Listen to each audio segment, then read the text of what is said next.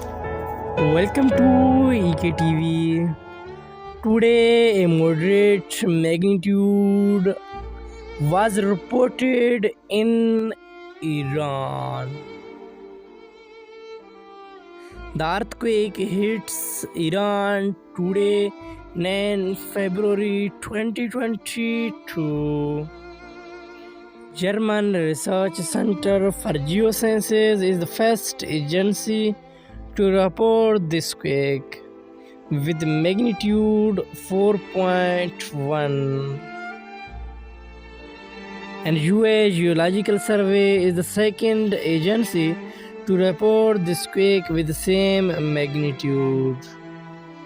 The exact magnitude epicenter might be revised next few minutes or hours. Please subscribe our YouTube channel for more updates.